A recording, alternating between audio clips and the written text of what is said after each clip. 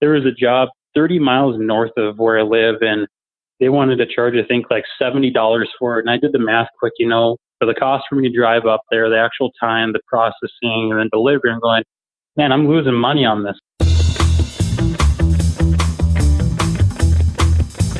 You're listening to the Drone Radio Show podcast, the show about drones and the people who use them for business, fun, and research. Hosted by Randy Goers. Hello, everyone. This is Randy Goers, and welcome to the Drone Radio Show podcast, episode 195.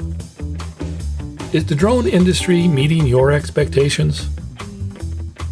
I decided to examine this question by interviewing independent drone operators and getting their perspective. I put out a request on the Commercial SUAS Remote Pilot Facebook group to speak with drone pilots about their business, their expectations, and their results. I was able to connect with 4 drone operators. My plan is to release 4 short interviews with each of the individuals. Now, the results are what you might expect. Some are meeting their expectations and some aren't. But I think the real value is hearing the challenges and the opportunities that each operator is experiencing and how you can learn from their situation.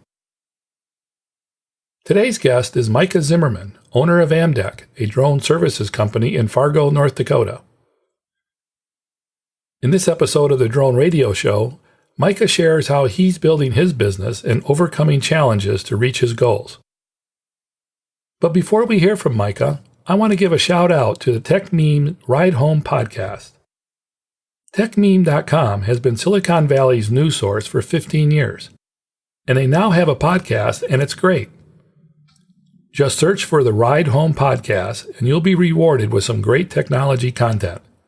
Check them out, and don't forget to subscribe. Now let's hear from Micah Zimmerman of Amdak as he shares his experiences to date in the drone industry. Let's pick up the interview where I asked Micah to introduce himself. Micah Zimmerman with Amdak Productions out of Fargo, North Dakota. How long have you been a commercial pilot? We actually were a part of the 333 of exemptions. Back in 2015, we got our exemption and our COAs for the Fargo area. And then I want to say it was 2016 or 17, I can't remember, is when I got my 107. And I want to say 2017, I've been for over a year now. Is it just you? Are you a sole proprietor and operator, or do you have a few other people as part of the business? It's just me right now. I do hire one of my good buddies. He is a pilot as well. Went to school up at UND. He actually does some wind turbine stuff across the nation and into the UK as well. And when it gets to a bigger operation where I need an actual commercial pilot, I bring him on just as a kind of a safety and have somebody else there to help me out through the process to make sure we're abiding by rules. And downtown Fargo with the dense population, we want to make sure that we're flying safe out there. Do you do it full-time or part-time? I do it full-time. Did you start that way or did you ease into it? I used to work for the world's largest John Deere dealership, and I was an intern for them, and kind of the whole drone industry was getting going. And it really caught my attention for my photography. My background is actually commercial photography. And once I started working for RDO for their core accounts, did a lot of research with the drone stuff. And when I left RDO in 2015, I started my own company, Amdak. And it was a thing that we got started right away with the drone stuff. We were certified with our 333 before we even had the company going, and started doing the drone stuff right away. And I wasn't doing any of the mapping or the survey work that we did this past summer, but we were focusing more on the art kind of aspect of it, of high architecture, real estate, commercial aspects of it, that type of work with the drones, UASs. So tell me, how has the business evolved for you? It's evolved quite a bit, I guess, in areas that I didn't think it would, and then other areas that it did. One thing is I thought we'd get into the agriculture aspect of it really quick, and I kept sitting back. And from North Dakota, fields are very big. We live in a very ag community, and it's a thing that it's taken time. One of my good buddies is an agronomist, and we finally sat down this past spring and said, is it time to go after it? The price points for the drones have come down significantly to a price point where the startup costs are easier to choke down, I guess. They're still expensive technology for what they're doing, but instead of spending $30,000 to $50,000, you can get within 15 to 25 that is going to be able to produce and see return of profit pretty quick. Fargo. I've been up there once, and I know that it's a pretty active area for drone businesses. How have you been able to distinguish yourself with everything that's going on up there? It is Fargo and Grand Forks even more so. It's the hotbed right now for drone technology. We have the test facility, Grand Skies facility on the Air Force Base in Grand Forks. And also UND has programs for UAS stuff now as well. For business-wise, for me, it was getting started was cold calling, going and knocking down doors, getting meetings, doing presentations, developing a rapport of who we are as Amdak, why I'm as Amdak, to make it happen, and to also have customer service that, you know what, you're going to make mistakes, but you own up to them and you make it right with your customers and deliver quality product stuff. That it's not about the volume, it's about doing good work. And that's what I really pride myself on with Amdak, is try to do the best job I can in every single job. And there's going to be mistakes, but you know what? You pick up from those pieces and you continue moving on and give your client the best product. Do you think that your background in photography, did that help your ability to work with clients as a drone videographer? I believe so, yeah. The photography stuff, I have a lot of friends that, hey, I bought a drone and what setting should I use? And the one thing I always tell them is, hey, get on YouTube. It's kind of funny. The way I learned photography back in high school is I went on YouTube and I saw guys shooting stuff and, how do they do that? Yep, okay, and go look it up, go out and try it. The same thing with the drone stuff. There's some really cool techniques that are people doing and the editing styles. But having that principle foundation of photography and videography to understand composition, exposure, I think you're giving your clients a better product than just throwing on auto and throwing up and getting some photos quick. There's a little more thought process going through it. And I think that has helped my business is I'm not just a drone operator, I'm a photographer that uses a drone. And that distinguishes a kind of separation in the market, is that there's people that are drone operators and there's people that are creatives using drones. What type of work are you mostly doing these days? Doing a lot of commercial stuff for high-end apartment buildings, medical facilities, high-end real estate to low-end real estate to lake properties, hunting properties, kind of a whole gamut of property stuff. And that goes hand in hand with photography and then interior videography, then merging it all together with the drone stuff as well to give a property experience of what it actually is to live there. Have you been getting involved in any of the mapping or roof inspection and infrastructure inspection? Is that part of your business model? Not right now. The roof inspection stuff is not, but we did do some mapping this summer for a close friend of mine. Did some edible beans and then also did some corn stuff. We ran into some issues with the fixed wing and wasn't able to fill the full contract, which was a little depressing and a letdown, but still had enough of it and worked with our agronomists to get the data that they could and put it to use. It's fascinating how much data you can actually get and put it to use pretty quick. Are prices stable enough where you're able to feel confident, or you have to battle against people undercutting prices? I did a lot of research before leaving RDO. When I was at RDO, what the price is per mapping charge per acre. Are you doing it per project? I've established my prices and they have gone up with time, and I think I have them set right now where it's competitive enough. If people want to undercut me, they're going to undercut me. That's fine. Again, going back to the photography stuff, I'm producing some quality work for the customer, and if they don't understand the quality time and then the actual product, it's a hard thing to justify to them if it's just about price. But I think that my pricing is okay, and that competition is good for business. It keeps people on their toes and everybody moving. Have you had any experience with any of the large drone marketplaces? No, I have. It's funny. I get I won't drop any names for the companies, but I get the emails and I set up a territory. I think I'm all the way into Michigan and down into Denver. I do about 1,500 miles a week, so anywhere I am, pick up another job. And there was a job 30 miles north of where I live, and they wanted to charge, I think, like $70 for it. And I did the math quick, for the cost for me to drive up there, the actual time, the processing, and then delivery. I'm going, man, I'm losing money on this. It doesn't work out. And I understand like a large volume aspect of it is that, hey, we're going to put a bunch of work out there for people to get going.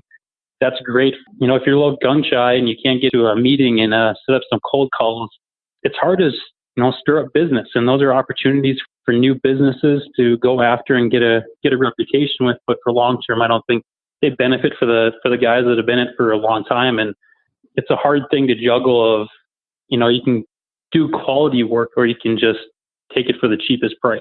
In your situation, what do you feel are the qualities that help you distinguish yourself compared to other drone operators? My experience and my kind of background coming from the large John Deere dealership, I was exposed to a lot of different business backgrounds and business situations that it really prepared me to go into negotiating prices, contracts, proposals, as well as fear. I mean, one thing that a good friend of mine had a conversation about is fear, is that what is holding people back from going after it and doing it? And it's the fear that, well, what if this doesn't work? And, I got a mortgage or I got a house or car payments, whatever it may be, is that just go for it.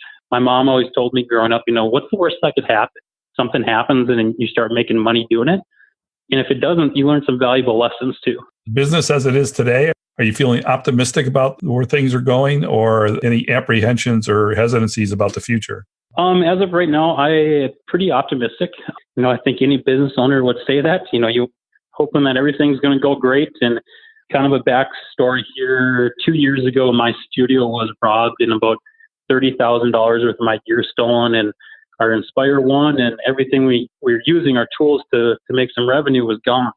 When it happens, you're going, well, we got to shut it down. There's no way we can continue doing this. And we went to the bank, got a loan, got things back up and running, started making money again, paying off loans. And I think one thing for the industry is that it's such a new industry, but the word drone has been around for so long that people, privacy issues, those things, I think the FAA is finally getting some stuff going that's going to work in the commercial sector. But I'm excited for really large unmanned aircrafts. They're going to be flying a lot of volume that can get a lot of data. I think the opportunity is there, and there's a market share that I think this could evolve into something that we never thought of 7 years ago, and the market value of it just keeps going up. So you see yourself being able to expand into those areas? I don't think I'm going to make a comment about that right now, but it's a thing that I would be interested in following like I do right now. I get about 100 emails a night, Google keywords, just reading different articles, what's going on in the world with drones, UAS, UAV. It's an interesting market to be following right now. And as well as the kind of active side of it, as the proactive too, with the defense stuff to keep drones out of the air. And it's a big market that's evolving, and the DoD has a big part of it, but the civil stuff is just evolving so fast. Do you find that there's any either associations or groups or entities that seem to be looking out for or lobbying on behalf of the independent drone operator? I see a lot of them are big companies and big commercial entities, but I don't know if there's anything out there for the independent drone operator. What's your experience? Locally, there's a great group. It's Emerging Prairie. They have this drone focus meeting that happens every month. And they also have a big conference every summer that they bring in everybody. It's really cool, from the military stuff to the mapping stuff to the small guys. Vendors can be brought in to show what their newest products are. Great speakers. They had some FAA and some other great speakers that have come in to share where they think the state of the UAS industry is going and heading. And our state really backs the UAS market a lot. Our governor does, as well as John Hoeven does. It's amazing how much money the state has put into the drone market and for research and development that's going on in our state. Do you feel that support, is that like a little bit of a backstop for yourself, or a little bit of confidence, or something that maybe other drone operators in other areas wouldn't have? It definitely gives you confidence when your senators and your state government they understand the vision of the market. And I think that's a great thing for businesses, is that you go into an understanding is that, hey, they see the opportunities and they see the vision too. Now let's work hand in hand to get there for the legal aspect of it, to make sure that we're flying safe, that we can produce imagery that's not breaking any laws.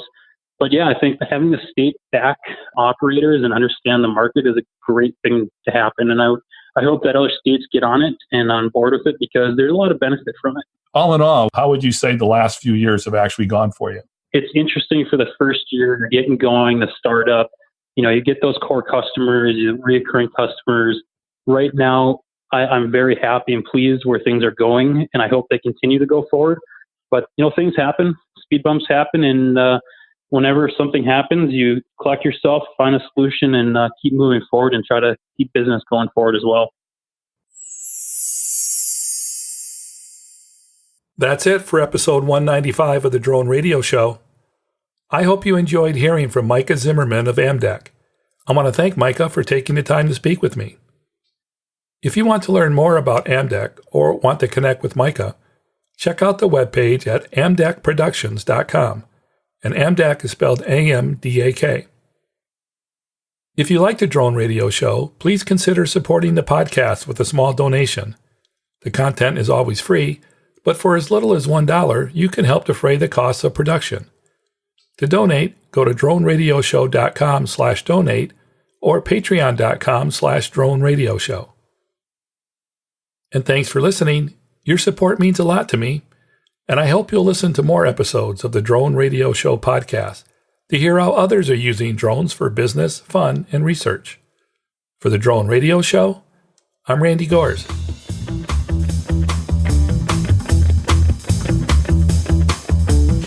This has been the Drone Radio Show podcast. More information on today's show can be found on our website at www.droneradioshow.com. If you're using drone technology for business, fun, or research and would like to share your experience on the show, please visit our website and fill out a guest appearance application. And don't forget to follow us on your favorite social media channels.